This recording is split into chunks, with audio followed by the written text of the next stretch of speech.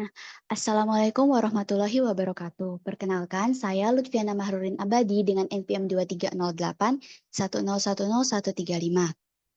Di sini, sebelum menjelaskan tentang fitur-fitur apa saja yang kami tambahkan dari program kami, saya akan terlebih dahulu menjelaskan bagaimana program basic kami dari pertemuan sebelumnya.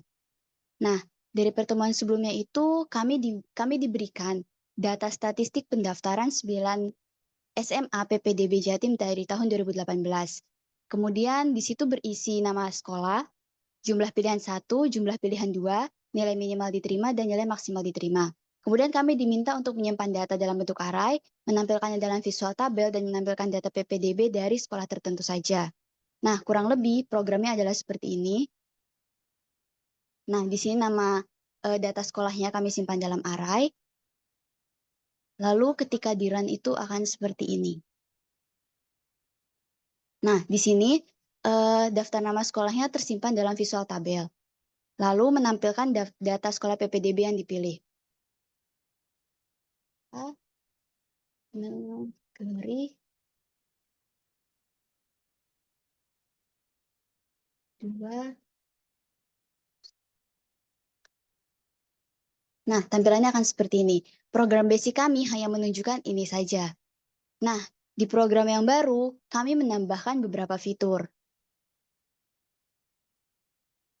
Kita clear dulu.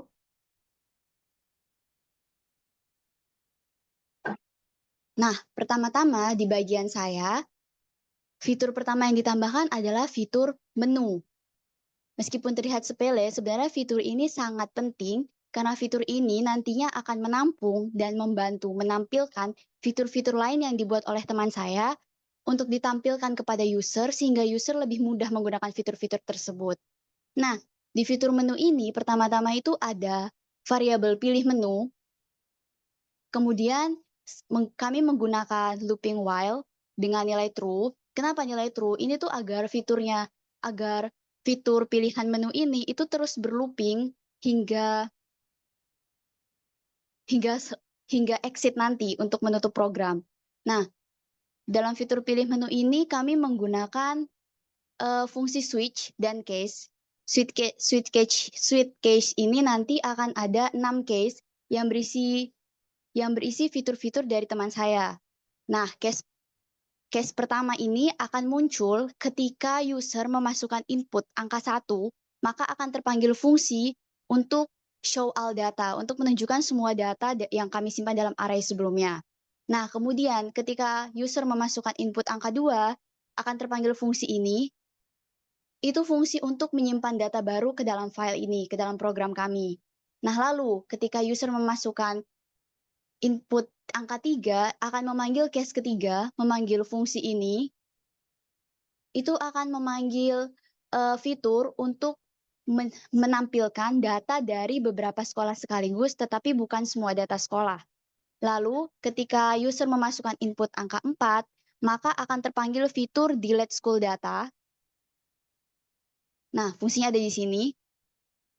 Fungsi ini akan memanggil fitur keempat untuk menghapus data sekolah yang sudah ada dari program kami. Nah, kemudian ketika user memasukkan input angka 5, maka akan terpanggil fitur menambahkan nama sekolah. Nah, menambahkan data nama sekolah. Jadi ini akan menambahkan data nama sekolah baru dari yang sebelumnya sudah ada. Nah, yang terakhir adalah ketika user memasukkan input angka 6, maka akan terpanggil fitur exit. Nah, fitur ini akan mengembalikan return 0 dan keluar menghentikan program kami ini. Jadi intinya fitur menu yang kami buat ini itu bertujuan untuk menampung semua fitur-fitur lain yang dibuat oleh teman saya dan tersedia dalam program kami melalui input dari user. Nah, ketika di run kurang lebih akan seperti ini.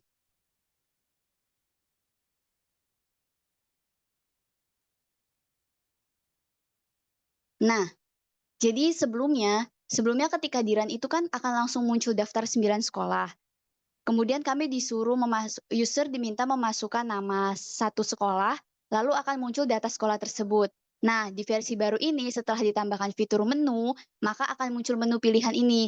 User akan diminta untuk memasukkan salah satu dari angka 1 hingga 6 yang akan memicu switch case dari case 1 hingga 6 untuk memanggil fungsi-fungsi lain yang akan memanggil fitur-fitur lain. Nah, untuk penjelasan fitur-fiturnya ini akan diserahkan kepada teman saya. Sebelumnya terima kasih kepada Mbak Lutfiana yang telah menjelaskan penjelasan sebelumnya. Di sini, perkenalkan nama saya Teresa Merkusianti dengan NPM 230810101131. Saya akan menjelaskan fitur berikutnya yaitu insert data. Pada menu di sini bisa dilihat yaitu nomor 5, add new school data. Nah, codingan untuk insert data ini bisa dilihat sebelumnya pada case 5 pada baris 210 hingga 212. Nah, fitur tambah data sekolah ini pada baris 210 dalam kode yang diberikan dipanggil untuk menambahkan data sekolah baru ke dalam vektor data sekolah. Selanjutnya, pada fungsi tambah data sekolah pada baris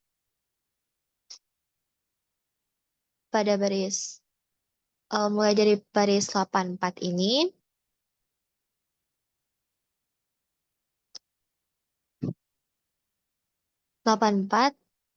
hingga baris 110 berisi tentang proses input data baru dari user dan menambahkannya ke dalam vektor data sekolah.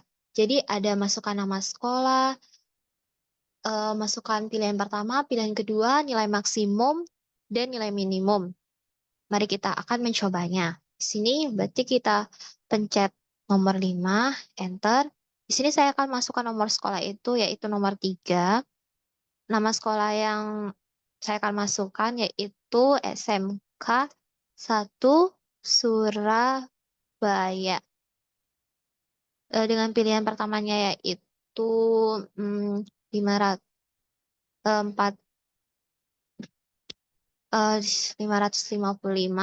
dan pilihannya di sini 455. Terus nilai minimumnya yaitu di sini saya pakai 333 dan nilai maksimumnya yaitu 350. Di sini bisa dilihat bahwa data sekolah berhasil ditambahkan. Untuk membuktikan apakah beneran ini sudah ditambahkan data sekolah yang baru kita inputkan, mari kita lihat. Jadi kita akan memencet menu nomor 3 untuk menampilkan. Tadi kan kita masukkan SMK 1 Surabaya. Nah, seperti ini tadi kan tampilannya sama, isi datanya sama kan. Pilihan satunya 555, pilihan keduanya 455, dan nilai minimumnya yaitu 333 dan nilai maksimumnya 350. Untuk penjelasan fitur selanjutnya akan dilanjutkan oleh teman saya. Perkenalkan, aku Gildan Syarif Aitullah. Di sini aku akan menjelaskan fitur yang ketiga dari kelompok kami. Sebelumnya aku mau jalanin dulu codingannya. Di sini fitur yang ketiga adalah show school data. Show school data ini di codingan kami yang lama kita memang disuruh untuk menampilkan data sekolah, tetapi di fitur kali ini kita mengembangkan fitur tersebut jadi bisa untuk memunculkan semua data memunculkan lebih dari satu nama sekolah. Seperti di sini saya akan running, misalkan kita akan memunculkan data SMA Negeri 5 Surabaya dan SMA Negeri 4 Surabaya. Nah, jadi yang akan tampil di outputnya nanti ada 2 nama sekolah untuk user itu bisa membandingkan, oh di SMA Negeri 5 ini nilai minimumnya 359, tetapi di SMA 4 ini nilai minimumnya 320. Jadi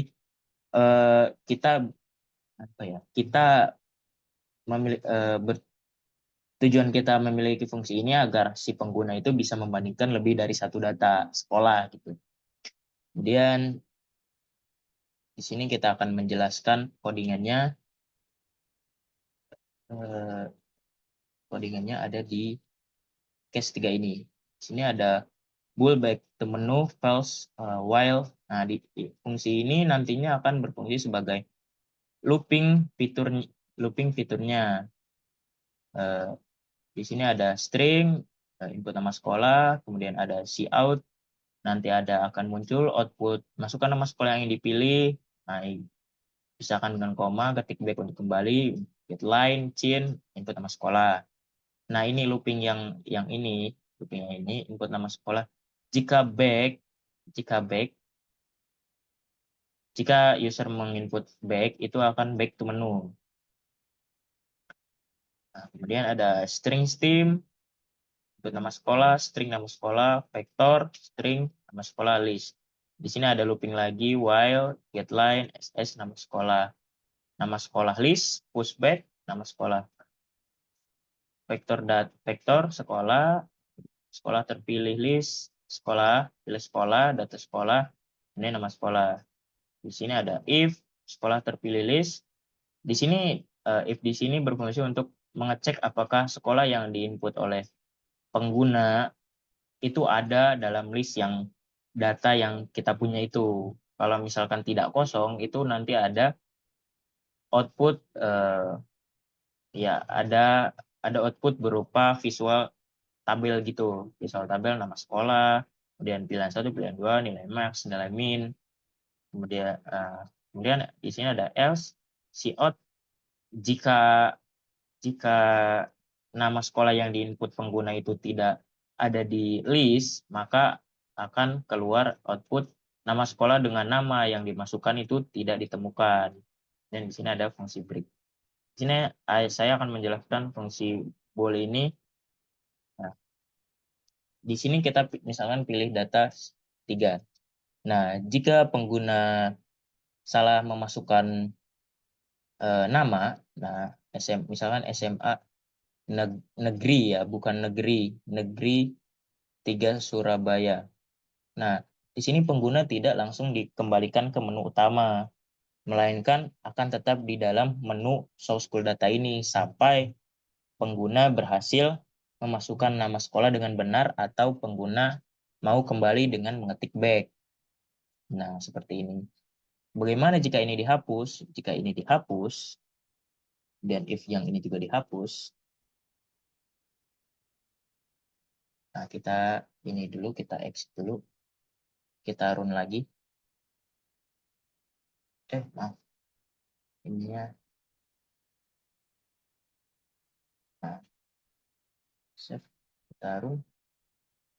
Nah, jika kita run, kita pilih. Nah, jika user itu salah memasukkan SMA 3 negeri 8 negeri Surabaya. Nah, input itu akan langsung dipentalkan atau dikembalikan ke menu utama ini, yang mana ini akan merepotkan user ketika user salah memasukkan nama berkali-kali. Jadi user itu akan kembali memasukkan nomor menu atau nomor fitur yang ada di menu utama, kemudian baru memasukkan nama SMA yang ingin di ini. Kemudian jika salah lagi, dia akan kembali ke menu lagi dan mengulang proses yang sama seperti itu. Jadi gunanya si looping yang tadi itu,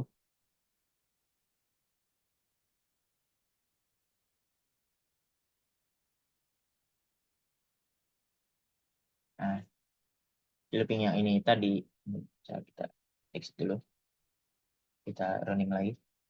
Nah, fungsi yang tadi itu agar ketika kita memasukkan nama yang salah,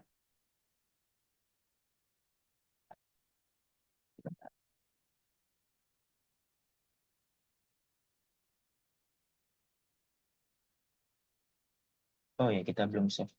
Kita save dulu, kita exit, kita run kembali. Nah, ketika kita memasukkan nama yang salah, kita tidak dipentalkan kembali ke menu utama. Dan selanjutnya, fitur yang selanjutnya akan dijelaskan oleh teman saya. Sekian, terima kasih. Assalamualaikum warahmatullahi wabarakatuh. Perkenalkan, nama saya Muhammad David Ainur Rahman. dengan NPM terakhir 230. Di sini saya akan menjelaskan tentang penggunaan delete pada fitur berikut. Yang dimana delete itu terletak pada kon nomor 5 yang pada kon nomor 4 yang berisikan di case pada nomor 4 yang berisikan adalah string nama sekolah, kon masukkan nama sekolah, dan glitch clean sekolah, nama sekolah, hapus data sekolah. Yang dimana ini case nomor 4 berhubungan dengan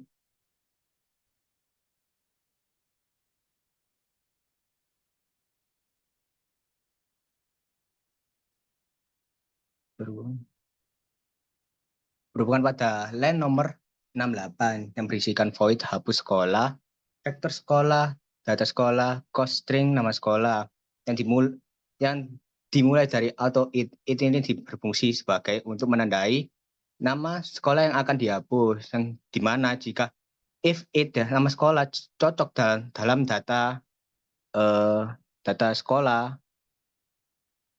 yang berada di sini, maka data sekolah akan mengalami erasure yang dimana akan dihapus dari program. Dan jika data tidak ada di dalam sub ini, maka data akan dianggap tidak ada. Sebagai contoh, akan saya berikan contoh terlebih dahulu. Di sini saya akan mencari data dulu yang mana yang mau dihapus dengan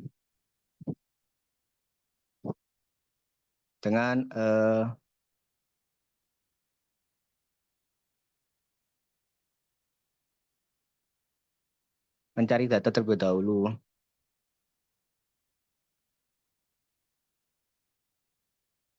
Yang mana jika kita coba hapus data nomor SMA Negeri 9.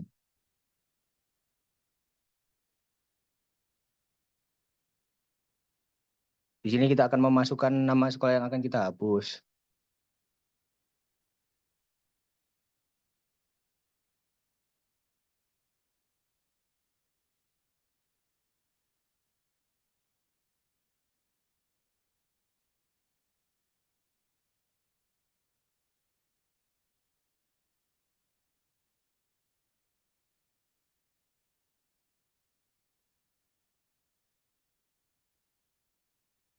Nah, jika data sekolah berhasil dihapus, akan muncul tulisan data sekolah berhasil dihapus. Dan jika kita mencari lagi nama sekolah yang kita hapus, maka nama sekolah tersebut sudah tidak ada di sini. Dan selanjutnya akan dijelaskan oleh teman saya.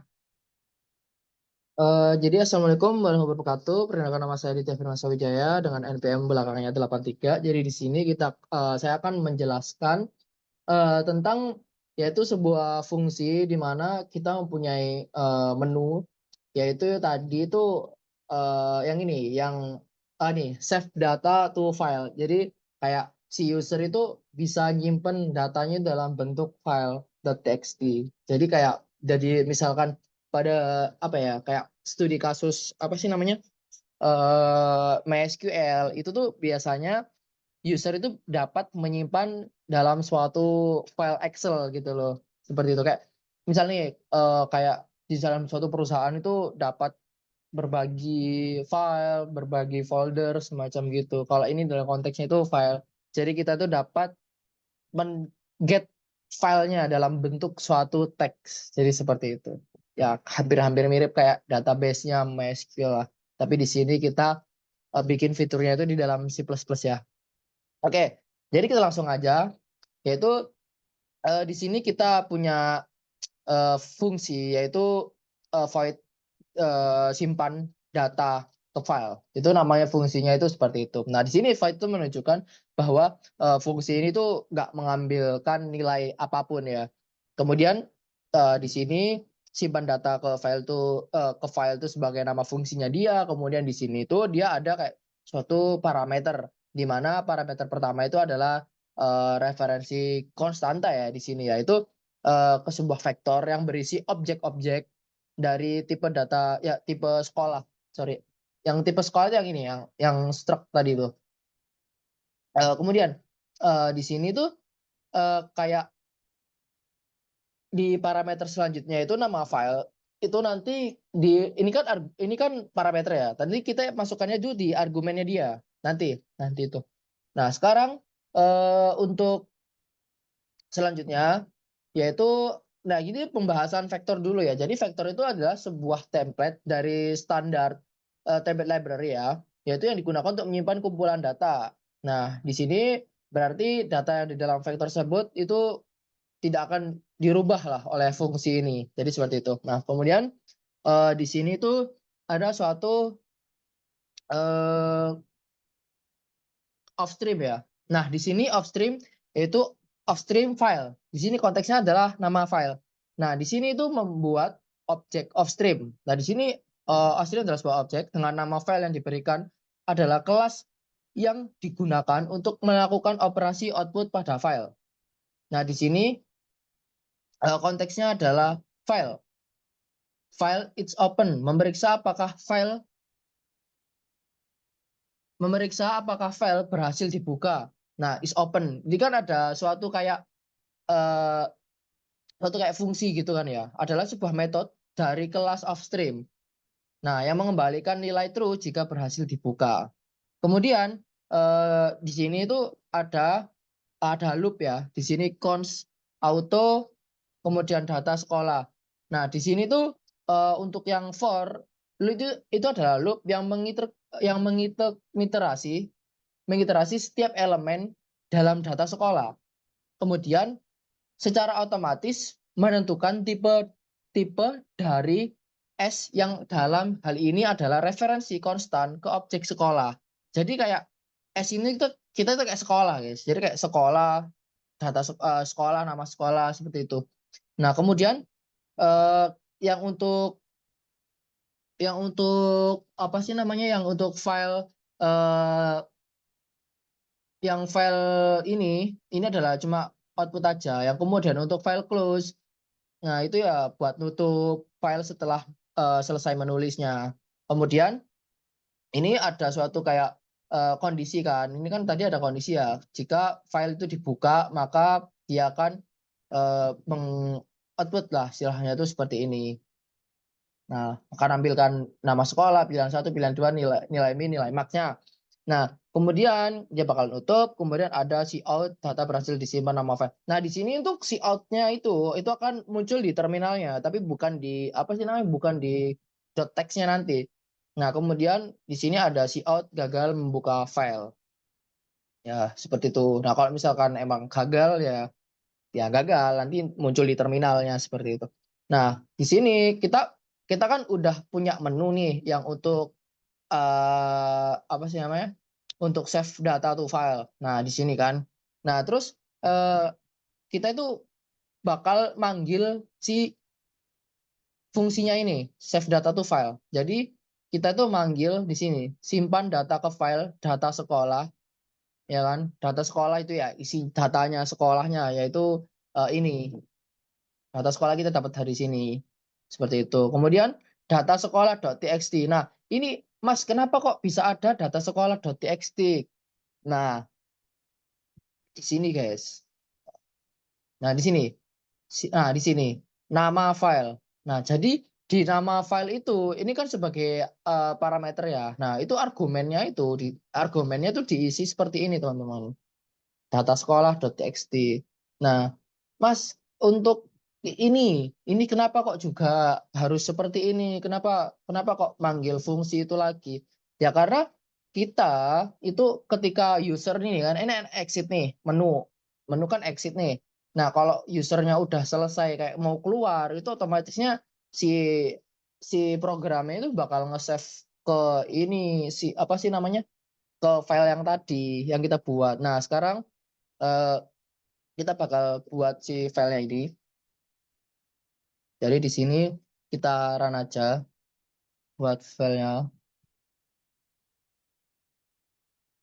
Nah, ini kan teman-teman mungkin bisa lihat ya. Ini kan kayak ada menu kan, soal data, save data to file, terus show scroll data. Ini udah dijelasin sama teman-teman saya. Jadi di sini kita langsung aja buat save data to file. Ya. Nah, di sini ada suatu output ya yang bernama itu data berhasil disimpan ke data sekolah.txt.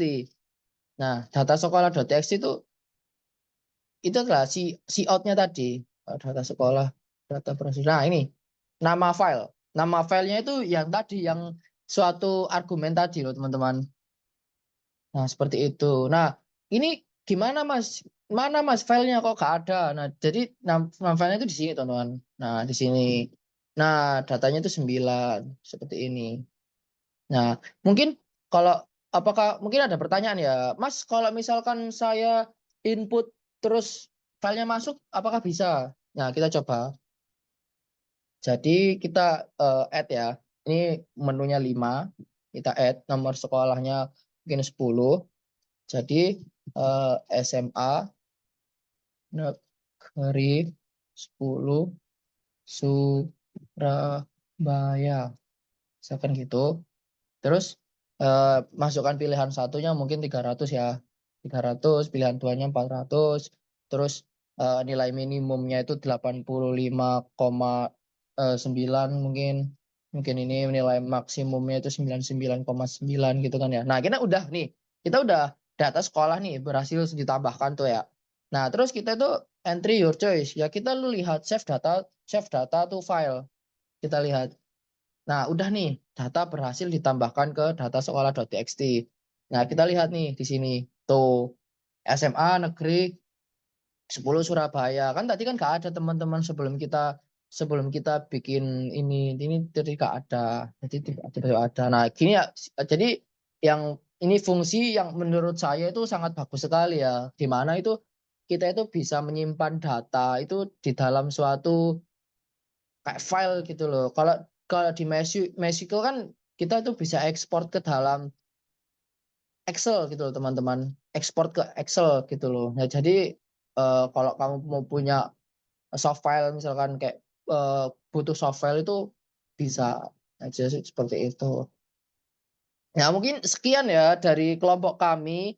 Terima kasih sudah menonton video yang bermanfaat ini dari studi kasus apa sih namanya, penerimaan mahasiswa baru, SNB pendaftaran ya. Jadi kasusnya itu pendaftaran.